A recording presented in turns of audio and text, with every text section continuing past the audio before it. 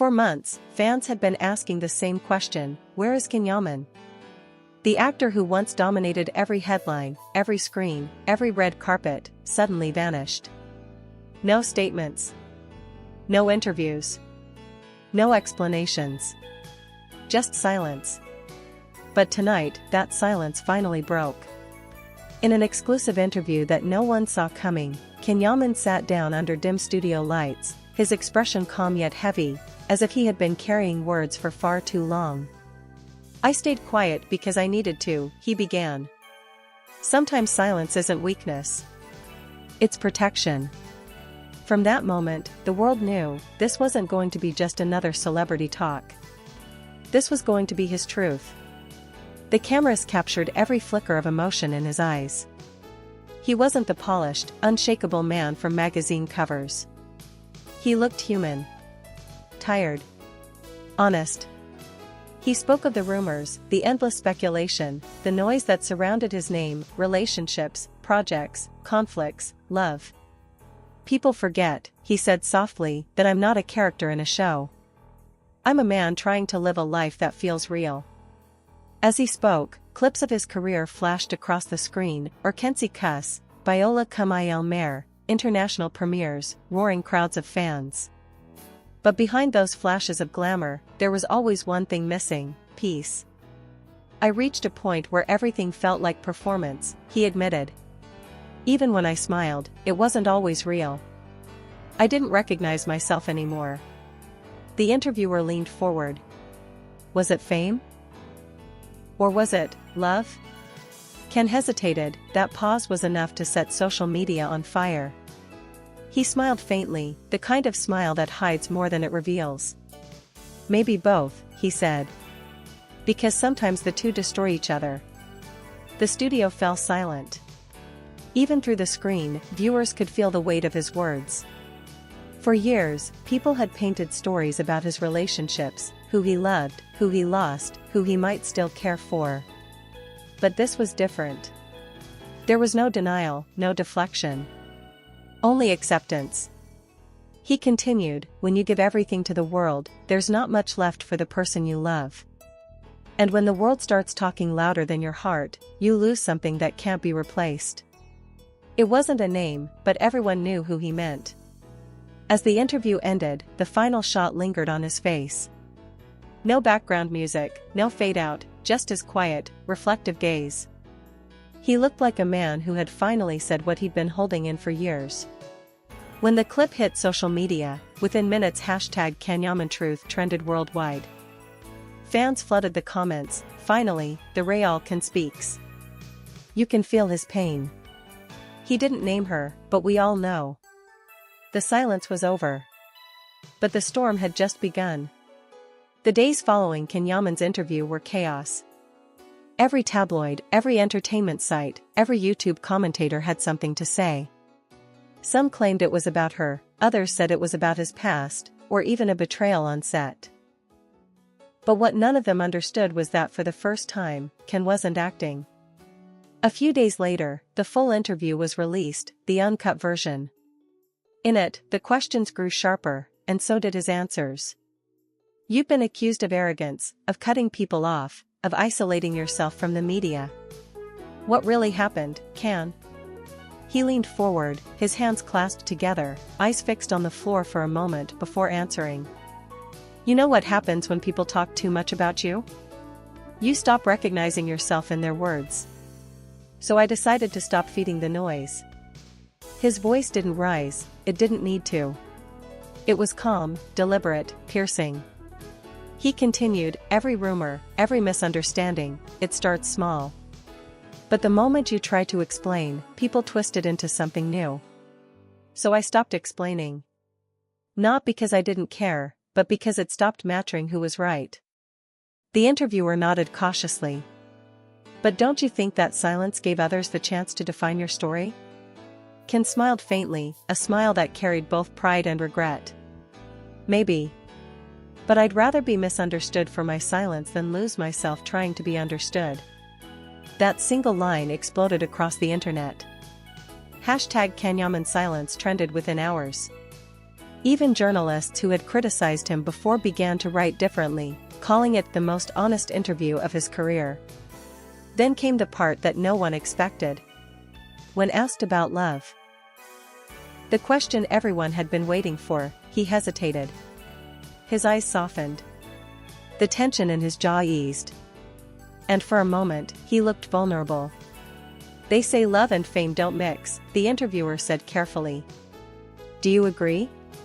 Ken took a deep breath.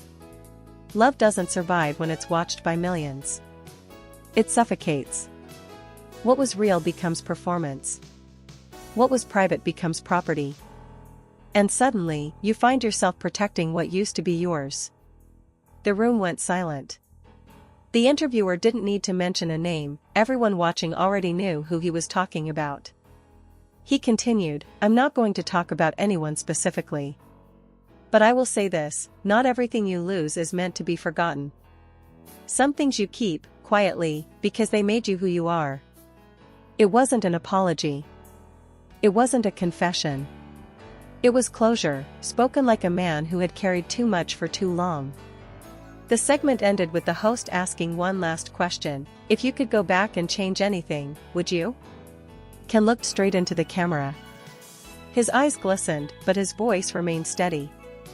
"Maybe I'd call back sooner." That one line, "maybe I'd call back sooner," broke the internet. It was replayed, subtitled, quoted, and shared across every platform. Some said it was about regret. Others said it was his way of reaching out, indirectly, to the person who once waited for that call. Backstage, after the interview ended, Ken sat quietly for a long time. No phones, no agents, no lights, just silence again. But this time, it wasn't the same kind of silence as before. It was peaceful. Necessary. Healing. He had finally said it all. And in doing so, he didn't just clear his name, he reminded the world that beneath the fame, beneath the stories, beneath the noise, there was still a man who could love deeply, lose deeply, and still stand. That night, after the interview aired, the world was talking, but CanYaman wasn't. He didn't open his phone. He didn't read the messages, the trending hashtags, or the flood of support from fans across Italy, Spain, and Turkey. He just sat there, in the quiet of his apartment, staring at the reflection of city lights in the glass. The interview had been honest, maybe too honest. For the first time, he'd let people see beyond the image, beyond the armor. But now that it was out there, now that everyone knew what he had held inside for years, something inside him felt unfinished. He stood, walked over to his piano, the same piano that had heard every word he couldn't say. And slowly, without realizing it, he began to type on his phone. A message. "I didn't plan to say any of it," he wrote. "It just came out. Maybe because silence has limits, even for me." He stopped, thinking. Then continued, "They asked me if I'd change anything. I said I'd call back sooner. That was the truth." He hesitated, staring at the blinking cursor. His hands trembled slightly as he typed the next line. "You deserved to hear from me then, not years later on camera." For a long time, he just looked at those words, raw, unfinished, too fragile for the world. The clock on the wall ticked softly in the background, counting the seconds of a moment he'd never forget. He continued typing. "Sometimes I think about how things could have been different. Not perfect, just quieter. Real. Without the cameras, without everyone watching. Maybe we would have lasted. Maybe we would have still laughed at stupid things like before. I don't know." His throat tightened. The words on the screen blurred for a moment. He rubbed his eyes and kept going. "You told me once that I hide too much behind control. Maybe you were right. Maybe I thought silence would protect us. But silence became the wall between us instead." He looked at the message again, his heart pounding. It wasn't a love letter. It wasn't an apology. It was everything he never got to say, packed into a few lines on a cold screen. Finally, he typed the last line, "If you ever see the interview, just know I meant every word." And that no matter how much time passes, I hope you're happy. He read it one more time. Then he hovered his thumb over the send button. Seconds passed. Then minutes. Then an hour. He didn't send it. Instead, he saved it to his drafts, and whispered to himself, if it's meant to reach her, it will. Later that night, he went live on Instagram for just 5 minutes. No filters, no music. Just him, sitting on the same couch where he'd written the message. He smiled faintly and said to his 10 million followers, sometimes, not saying everything doesn't mean there's nothing left to say. It just means the person who needs to hear it already knows. The comments exploded instantly. Was he talking about her? He's still in love. The message was real. But Ken said nothing else. He ended the live stream with a simple wave and a quiet, almost invisible whisper, "Good night." Across the city, in another apartment, a phone lit up. A familiar number appeared on the screen. Not a call, just a notification. A new message request. The preview showed only one line. "You deserve to hear from me then." She stared at it for a long time, her heart racing, before the screen dimmed again. But she didn't delete it. She didn't respond, either. She just smiled softly and whispered, "I already did." By morning, the world was on fire. The video of CanYaman's interview had gone viral overnight, not just in Italy and Turkey, but across Europe, Latin America, and even the US. Every headline screamed the same thing: CanYaman breaks his silence, his most personal confession ever. Who was the woman behind his words? The call he never returned, the truth revealed. Clips from the interview flooded TikTok and Instagram Reels. Fans turned his quotes into emotional edits, set against piano music and slow-motion shots of his old scenes.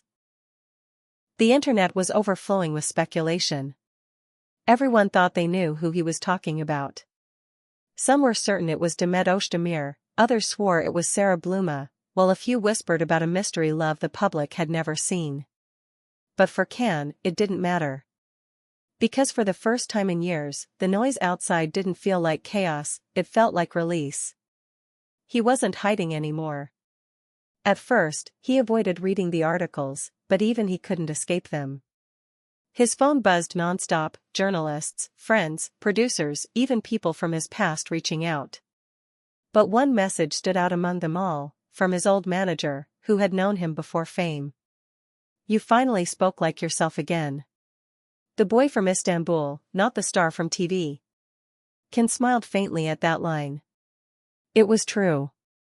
He had stripped away everything, the pressure, the masks, the PR perfect image, and the world had seen the man behind the name. Still, fame is a double-edged sword. The more honest you are, the more they twist your truth. Within a day, gossip outlets began dissecting his every word. Was this a cry for help? Is CanYaman secretly planning to leave acting? Did his confession ruin his career? But none of that mattered to him. Because among the millions of voices, one silence mattered more than all the noise, hers. The message he never sent still sat in his phone's drafts. Every now and then, he'd open it, read it again, and close it. It wasn't time. Or maybe it was, but he just couldn't bring himself to press send. Then, something unexpected happened. One evening, a well-known Italian talk show invited him again, this time, not as an actor promoting a show, but as CanYaman, the man who spoke his truth. The host opened with warmth, "Can, after your interview, the world fell in love with your honesty. How has life changed for you?" Can laughed softly, almost shyly. "It's strange," he said. "When you stop pretending, people finally listen." The host smiled. "Many people felt you were speaking to someone specific that night. Do you want to clear that up?" He leaned back, thoughtful. "I think everyone has someone they'd speak to if they had one more chance," he said. "I just chose to speak to the world instead." That answer, poetic, calm, mysterious, spread faster than anything else he had ever said. Fans flooded comment sections. "He's talking about her again." You can hear it in his voice. He's not over it. But what the audience didn't know was that before that interview, Ken had received a message, short, simple, and unsigned. It read, "Some words are better left unspoken, but I heard them anyway." He didn't know who sent it. Maybe he didn't want to know. Because deep down, he already did. Later that night, when the studio lights went off and everyone had gone home, Ken walked alone through the empty streets of Rome. The city was quiet, washed in the glow of street lamps and soft rain. He passed by a cafe they once visited, the same one where laughter once filled the air. He stopped for a moment, watching the raindrops fall against the window. Inside, a couple was laughing, sharing dessert from the same plate. He smiled to himself and whispered, "I hope she found that again." The next morning, headlines had shifted once more. CanYaman's words move millions. The actor who redefined honesty. But he didn't care about being a trend anymore. He didn't want noise. He wanted peace, and maybe, just maybe, a little forgiveness. He opened his phone again, looked at that unsent message, and whispered to himself, "If she's heard me, that's enough." Then, for the first time in a long while, he deleted it. Not out of regret, but because he no longer needed to say it. The silence that once hurt him was now his closure. And that's when he smiled, genuinely, freely, knowing the truth had finally set him free. Months passed, and the world moved on. The noise faded, the headlines changed, but something in CanYaman had shifted forever. He had faced the storm, spoken his truth, and walked through the fire without hiding behind his image. The silence that once haunted him had become his strength. In those quiet months, Ken stopped running. He took a break from endless interviews and glamorous premieres. Instead, he began living simply. Mornings at a seaside cafe, long walks without bodyguards, spontaneous smiles with people who didn't see him as a celebrity but as a man. He found peace in the ordinary.